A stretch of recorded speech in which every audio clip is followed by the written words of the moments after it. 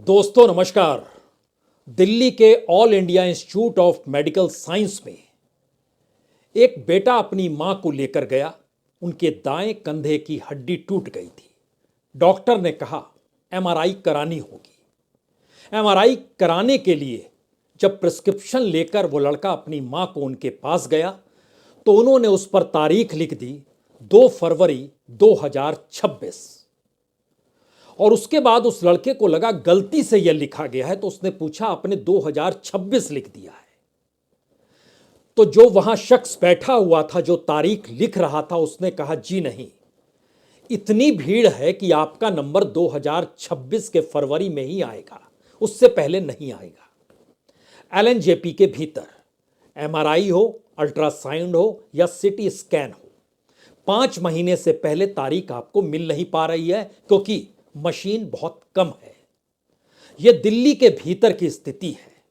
यहां पर एक सवाल हर किसी से हर कोई पूछ सकता है, क्या इस देश के भीतर चुनाव के मौके पर कोई नेता कुछ भी कह दे, कोई भी वादा कर ले और जनता टकटकी लगाकर उसकी तरफ देखती रहे और कोई जवाब देने की स्थिति में ना हो, कोई जिम्मेदारी लेने की स्थिति में ना हो? यह सवाल नेताओं के साथ तो ठीक है, लेकिन अगर प्रधानमंत्री एक स्टार प्रचारक के तौर पर जब राज्यों में जाते हैं चुनाव प्रचार करने के लिए, तो क्या वह प्रधानमंत्री पद छोड़कर जाते हैं? सिर्फ स्टार प्रचारक होते हैं, सिर्फ एक नेता होते हैं, या उनके साथ तमगा इस देश के प्रधानमंत्री का भी लगा होता है? क्योंकि देश के प्रधानमंत्री सरकार चलाते वक्त कितने बड़े बड़े ऐलान किस किस रूप में करते हैं, इसका कोई सानी नहीं है। उसका एक कच्चा चिट्ठा लेकर आज हम आपके सामने बैठे हैं। और एक क्षण के लिए सोचिए, एमआरआई की एक मशीन 3.5 करोड़ रुपए में आ जाती है, लेकिन प्रधानमंत्री जब चुनाव का नोटिफिकेशन जारी नहीं हुआ था उससे ऐन पहले महीने भर के भीतर, अक्टूबर के महीने में, जब वो घूम रहे थे राजस्थान, मध्य प्रदेश, छत्तीसगढ़, तेलंगाना, इन जगहों पर तकरीबन वह 40,000 करोड़ की योजनाओं का ऐलान करके आ गए कि यह योजनाएं हम ले आएंगे। इसी तर्ज पर वो देश भर में घूमे। उन्होंने बताया कि इस देश के 22 एम्स उनकी सरकार लेकर आई। इससे पहले तो एम्स थे नहीं, थे तो 6-7 थे। हमने देखिए 22 एम्स लेकर आए हैं। इससे बेहतर क्या हो सकता है? जानकारी मिली कि इस देश के भीतर में 300 से ज्यादा यूनिवर्सिटीज मोदी सरकार के दौर में आ गई। जानकारी मिली कि हर घर, हर गांव, हर घर के भीतर और झोपड़ी तक के भीतर बिजली पहुंच चुकी है। जानकारी यह भी मिली पक्का घर जो टारगेट लेकर चले थे वह 2024 में पूरा हो जाएगा। वादा 2022 का किया गया था, इसलिए आप इंतजार कीजिए, हर किसी को पक्का घर अपना होगा। नल से जल पानी भी आपके दरवाजे पर आ जाएगा, आप चिंता मत कीजिए। और यह काम बहुत तेजी से चल रहा है। सारी बातें तो प्रधानमंत्री ने ही कही, और यही बात प्रधानमंत्री कहने के लिए राज्यों में चुनाव प्रचार भी करते हैं, जो अपनी उपलब्धियों का पूरा खाका रखते हैं। तो क्यों नहीं आज उस दस्तावेज को ही सामने खोला जाए और जानकारी हासिल की जाए कि जब देश के प्रधानमंत्री रहते हुए स्टार प्रचारक और स्टार प्रचारक रहते हुए एक नेता के तौर पर जब जाते हैं, जिन बातों का जिक्र करते हैं, उन बातों के पीछे क्या क्या होता है। हमें लगता है एक एक करके आज हर चीज को इसलिए सुन लीजिए क्योंकि देश के वित्त मंत्रालय ने तमाम मंत्रालयों को चिट्ठी लिखी है, आपके पास जो पैसा अपने अपने मंत्रालय में बचा है उसकी जानकारी दीजिए, क्योंकि अब चुनावी बरस आ गया है। जो बचा हुआ पैसा होगा उन पैसों का उपयोग हम अब दूसरी जगह पर करेंगे, और दूसरी जगह का मतलब यह होता है उन क्षेत्रों में जहां से वोट आ सके। यह ग्रामीण रोजगार का क्षेत्र हो या एमएसएमई का क्षेत्र हो, हम तय करेंगे, लेकिन अपना अपना डिपार्टमेंट का बचा हुआ पैसा आप जानकारी दीजिए। हम एक बजट बनाएंगे और इलेक्शन की दिशा में केंद्र सरकार बढ़ जाएगी। और यह सब कुछ दिसंबर से पहले हो जाना है, क्योंकि 3 दिसंबर के बाद तो इस देश की राजनीतिक परिस्थिति बदल जाएगी। तो आइए एक एक पन्ना खोलते हैं। हमने आपसे शुरुआत में ही क्या एम्स का जिक्र कर दिया, तो हमें लगता है बात वहीं से शुरू हो, क्योंकि अनुभव नाम के व्यक्ति ने अपनी मां को हड्डी रोग विशेषज्ञ से एम्स के भीतर दिखाया, और जब उसने कहा कि आपको एमआरआई करानी होगी और एमआरआई की तारीख मिली 2 फरवरी 2026। मयूर विहार में रहते हैं दिल्ली में कविचल शर्मा। ये मेडिसिन डिपार्टमेंट गए, इनको कहा गया अल्ट्रासाउंड कराइए, इनको तारीख मिली 3 फरवरी 2025।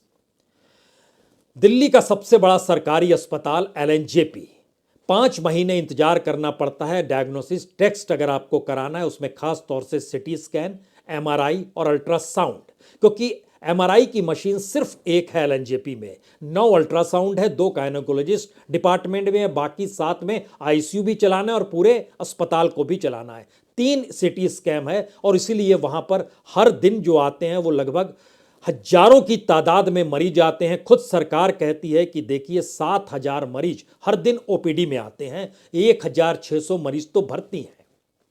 अब यहां पर सवाल है ये मशीन कितनी कॉस्टली है। जब देश भर में घूमकर प्रधानमंत्री हजारों करोड़ की योजनाओं का ऐलान करते हैं, एम्स को लेकर सरकार बताती है कि हमने 22 एम्स खोल दिए, एजुकेशन का क्षेत्र हो, किसी भी सेक्टर में आप चलते चले जाइए, स्थिति है क्या इस देश के भीतर की। एमआरआई की मशीन, एक मशीन तकरीबन 90 लाख, बहुत सस्ती मशीन होती है, 3.5 करोड़ की मशीन सबसे अच्छी मशीन होती है। तो 3.5 करोड़ की मशीन क्या सरकार खरीद पाने की स्थिति में नहीं है? जी नहीं है, एम्स में नहीं है खरीद पाने की स्थिति में और एलएनजेपी में भी नहीं है।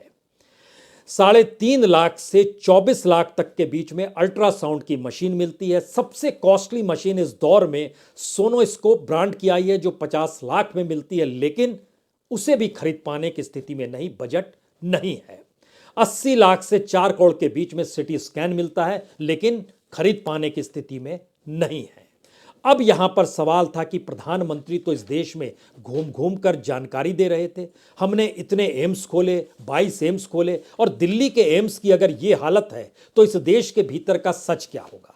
हमें लगता है इसको परखने के लिए एक बात और देखिए, हमारी टीम ने तमाम एम्स जिस जिस शहर में है, जिस जिस राज्य के जिस जिस शहर में, वहां से जानकारी हासिल की और पूरी रिपोर्ट निकाली कि ओपीडी और आईपीडी का मतलब होता है कि अस्पताल के भीतर के तमाम डिपार्टमेंट्स में मरीजों को भर्ती किया जा सकता है या नहीं किया जा सकता है। अगर किया जा सकता है तो इसका मतलब है अस्पताल पूरे तरीके से चल रहा है, क्योंकि 24/7 अस्पताल को चलना होगा, लेकिन नहीं चल रहा है तो इसका मतलब है कुछ ही ब्रांच में आईपीडी काम कर रही होगी। जो बाहरी मजदूर आते हैं, मरीज आते हैं, उसको ओपीडी में ले जाया जाता है। ओपीडी कई जगहों पर काम कर रहा है, 2-3 जगहों पर नहीं भी कर रहा होगा।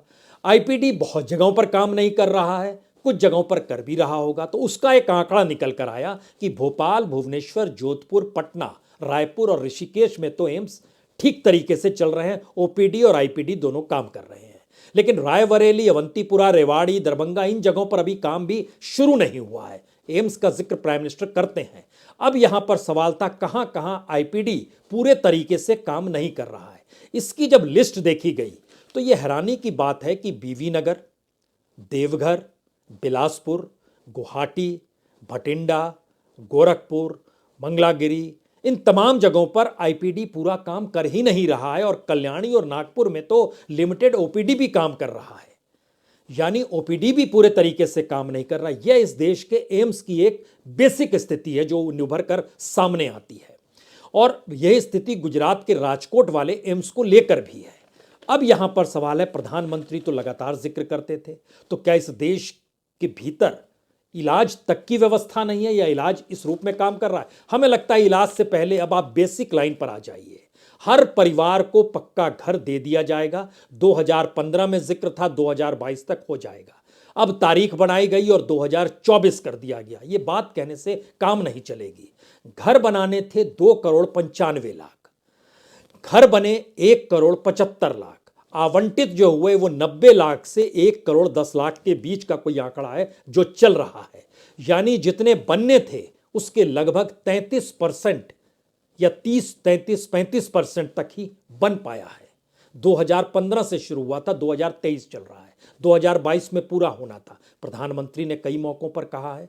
दूसरी स्थिति है हर घर में 24 घंटे बिजली। यह जिक्र तो बार बार होता है, लेकिन जानकारी मिली कि मध्य प्रदेश और राजस्थान में ही सैकड़ों गांव हैं जहां पर बिजली नहीं पहुंची है, और तो और मुश्किल यह भी है कि इन घरों में बिजली पहुंच जानी चाहिए या नहीं जानी चाहिए। इस पर केंद्र सरकार की एक रिपोर्ट बड़ी शानदार है, वह भी राजस्थान को लेकर। उनका कहना था केंद्र सरकार का कि देखिए 2.5 लाख घरों में बिजली कनेक्शन नहीं था। यह जिक्र हम पिछले साल का कर रहे हैं आपसे। हमने एक बजट बनाया और उसमें 60% हम देते, 40% राज्य सरकार देती। कुल मिला के बजट 1022 करोड़ का था, लेकिन राज्य सरकार ने रुचि दिखाई नहीं तो वो लैप्स कर गया।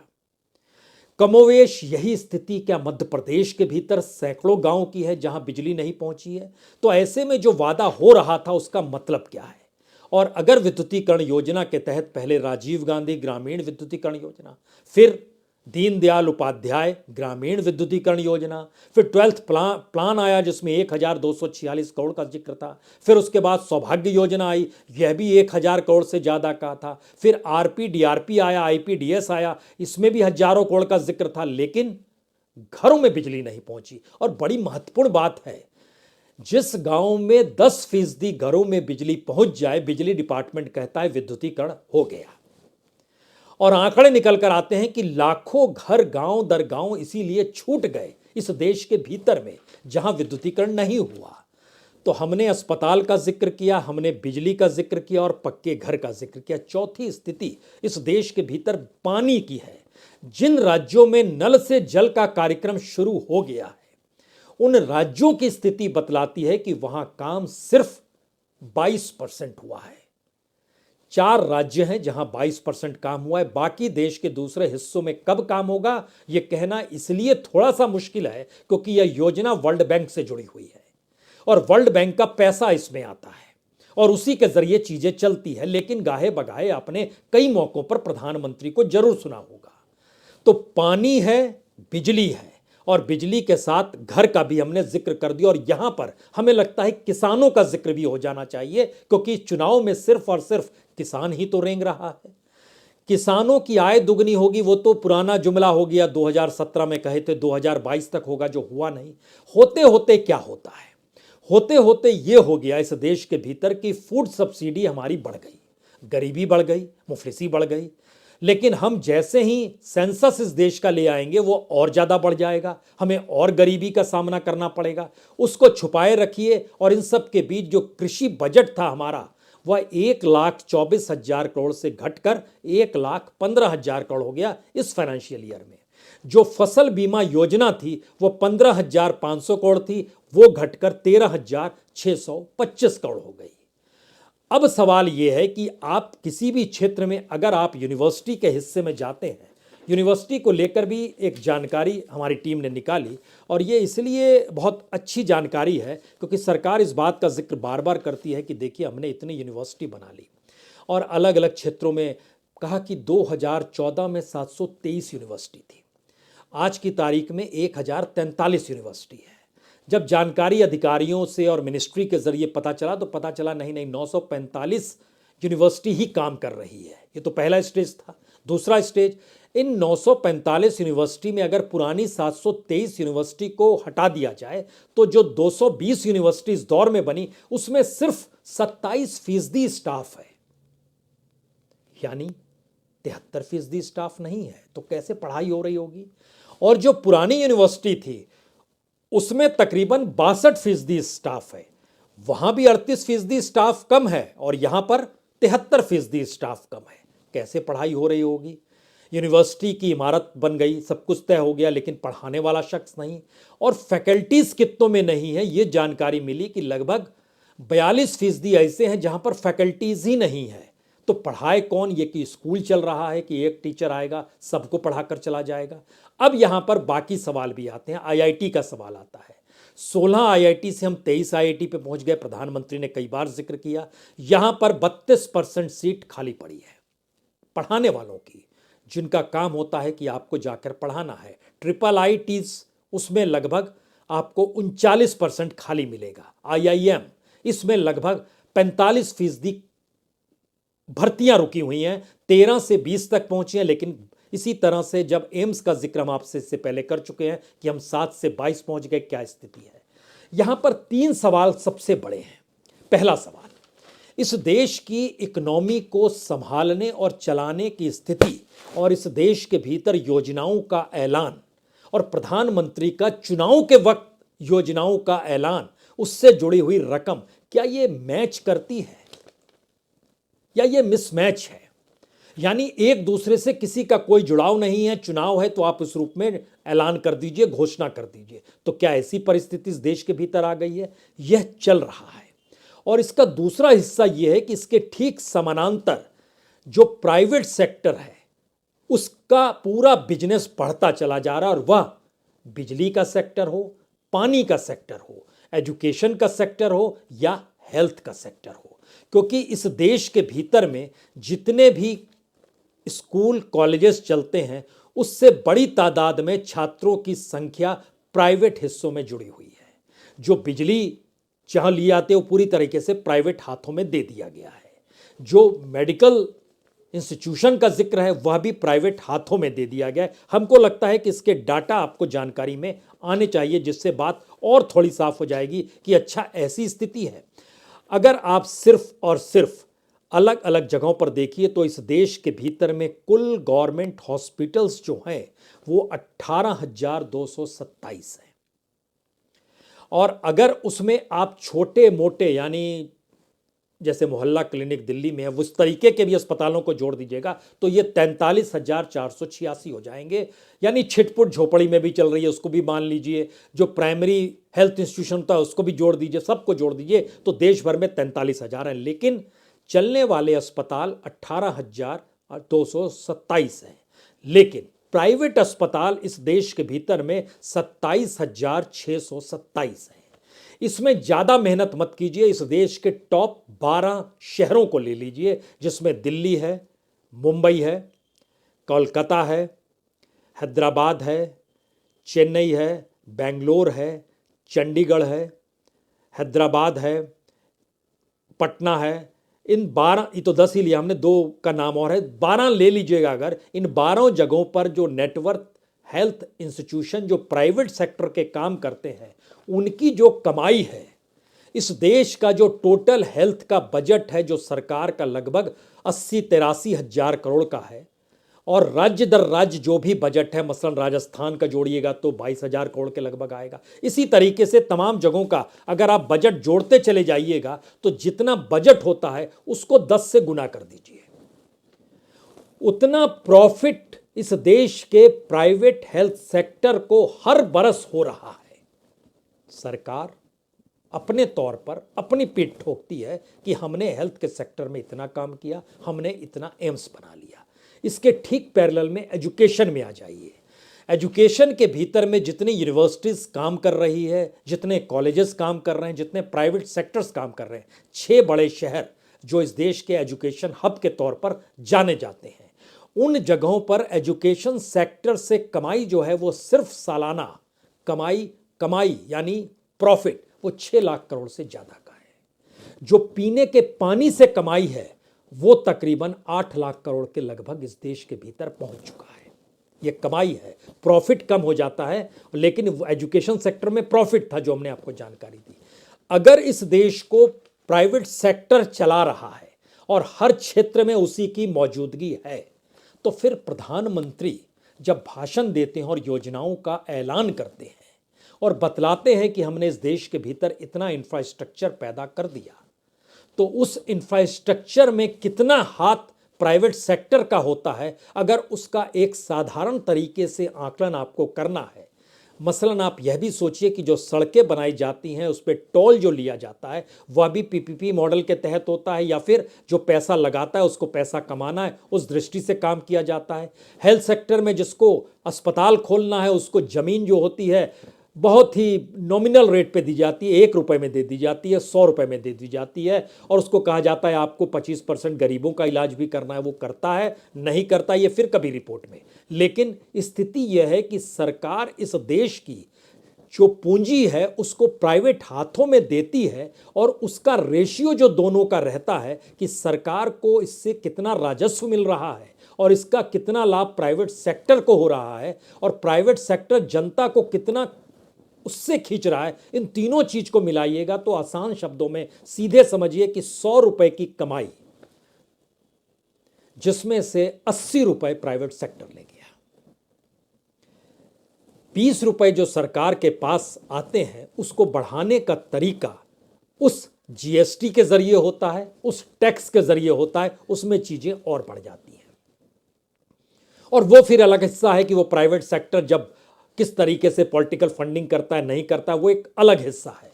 तो आखिर के जो 3 बड़े सवाल हैं, पहला सवाल, इस देश को प्राइवेट हाथों में दिया जा रहा है और एम्स जैसे अस्पताल जिसमें 3 करोड़ 3.5 करोड़ की एमआरआई मशीन तक ना हो, अगर है तो कम पड़ गई मरीजों के सामने, उसको हम जुगाड़ कर पाने की स्थिति में नहीं है। हमारा ध्यान लगातार योजनाओं के ऐलान को लेकर है।